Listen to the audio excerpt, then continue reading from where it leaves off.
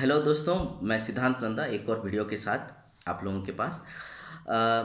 Video शुरू करने से पहले मैं शुक्रिया अदा करूंगा श्रेयांश का। श्रेयांश जैन करके हमारे साथ जुड़े हुए एक स्टूडेंट हैं जो रायपुर में कहीं भिलाई में या रायपुर में कहीं पढ़ते हैं।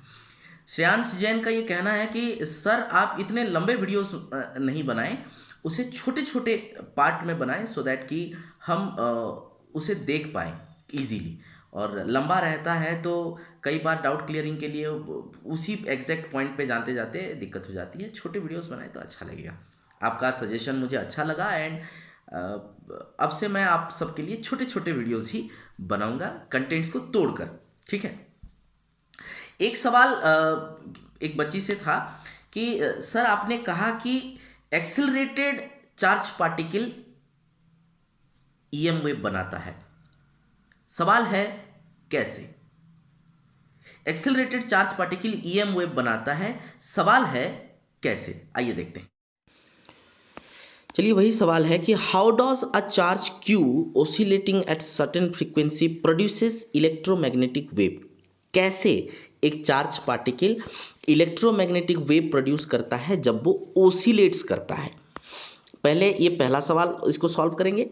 उसके बाद एक सवाल यहाँ पे और दिया है कि sketch a diagram explaining this electric and magnetic field. इन दोनों को वहाँ पे दिखाना है।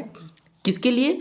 For an electromagnetic wave propagation along Z axis. ऐसा एक वेव ईएम वेव जिसका प्रोपेगेशन जेड एक्सिस में हो। तो यहाँ पर दो सवाल दिए गए हैं एक साथ। पहला सवाल कि कैसे वो चार्ज पार्टिकल जब ओसिलेट करता है वो इलेक्ट्रोमैग्नेटिक वेव बनाता है। पहला, मान लो कोई चार्ज पार्टिकल है Q और ये रेस्ट में है। रेस्ट में है तो अपने चारों तरफ एक इलेक्ट्रिक फील्ड बनाएगा। ठीक है।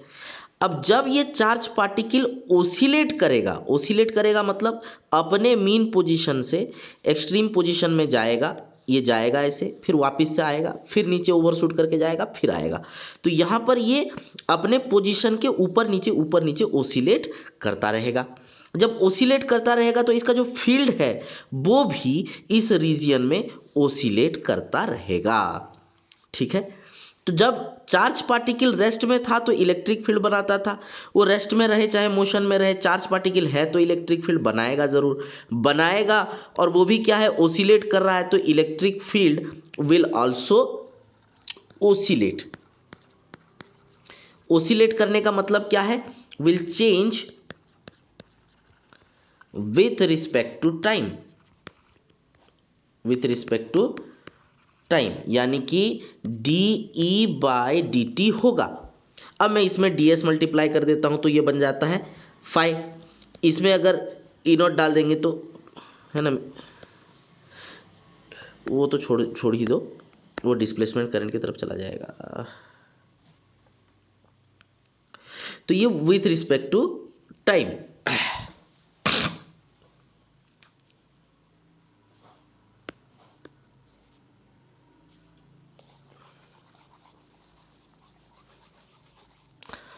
मान लीजिए एक चार्ज पार्टिकल है Q और वो चार्ज पार्टिकल क्या है? वो रेस्ट में है ना। तो वो रेस्ट में है तो वो अपने चारों तरफ एक फील्ड बनाएगा जिसे हम लोग इलेक्ट्रिक फील्ड कहते हैं, है ना। अब ये क्या है? ये चार्ज पार्टिकल अब ओसिलेट कर रहा है, रेस्ट में नहीं है। तो अप डाउन करेगा अपने उसमें, टू एंड फ्रो मोशन करेगा। ओसिलेशन तो वही होता है। जब चार्ज पार्टिकल चाहे रेस्ट में हो चाहे मोशन में हो, उसकी तो फील्ड बरकरार रहेगी।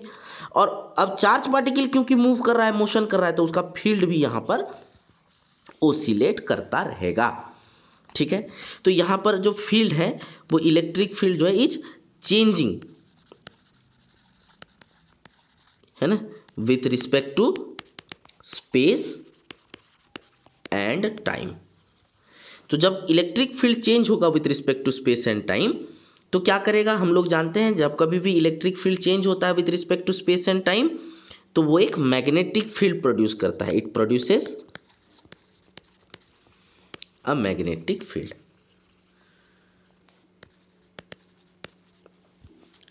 तो चार्ज जब ओसिलेट होता है तो वो इलेक्ट्रिक फील्ड को ओसिलेट करता है इलेक्ट्रिक फील्ड ओसिलेट होता है तो वो प्रोड्यूस करता है एक मैग्नेटिक फील्ड। ये तो चार्ज के ओसिलेशन के लिए मैग्नेटिक फील्ड का प्रोडक्शन हो गया। लेकिन हम लोगों ने ये भी देखा था जब चार्ज पार्टिकल मूव करता है तो वो अपने चारों तरफ एक मैग्नेटिक फील्ड प्रोड्यूस करता है।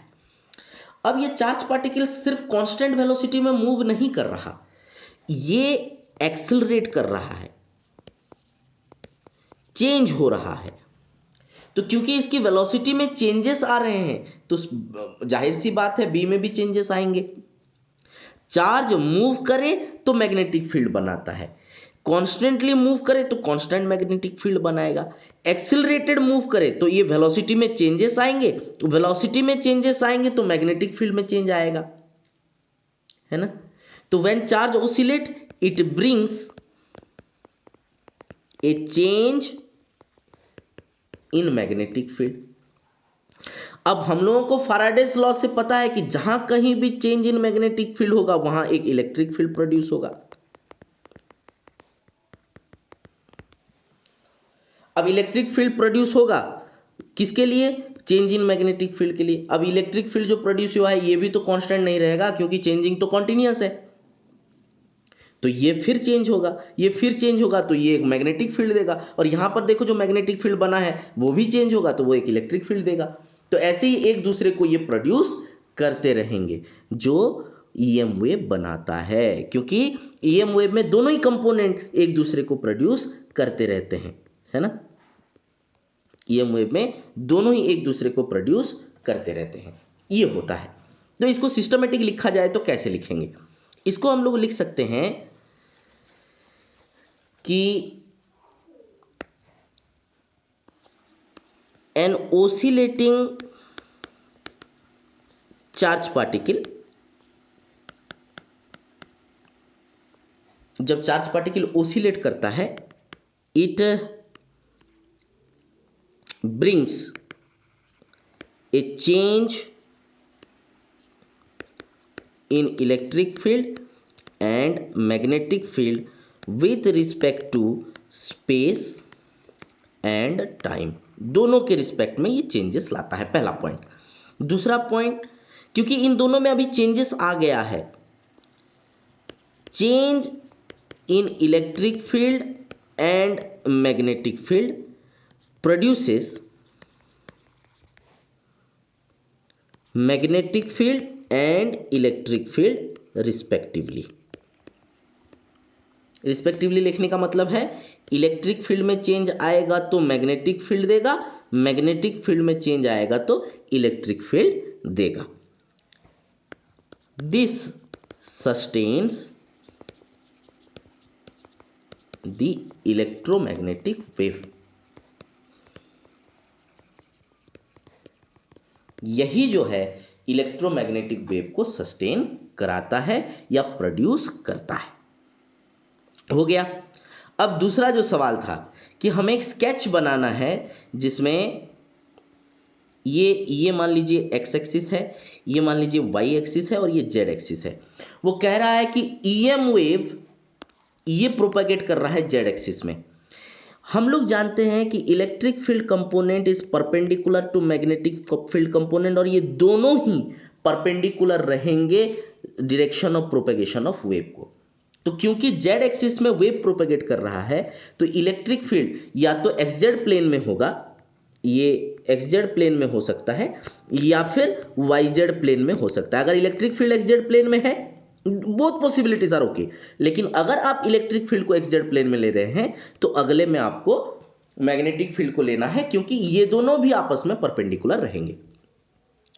तो ये हो गया आपका इलेक्ट्रिक फील्ड का पाथ, और वो क्या जा रहा है? परपेंडिकुलर ऐसे, है ना, ये परपेंडिकुलर जा रहा है ऐसे, ठीक है, जेड एक्सिस के साथ उसके परपेंडिकुलर रिलेशन है। और ये क्या है जी? ये है आपका इलेक्ट्रिक फील्ड। और मैग्नेटिक फील्ड कैसे जा रहे हैं? मैग्नेटिक फील्ड जा रहे हैं जी ऐसे, है ना, और ये परपेंडिकुलर है इसको, है ना, ऐसे। तो यहां पे देखो ये आ गया आपका मैग्नेटिक फील्ड, और ये हो गया आपका direction of propagation of wave, direction of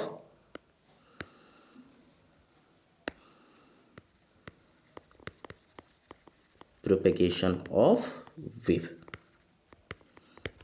हो गया।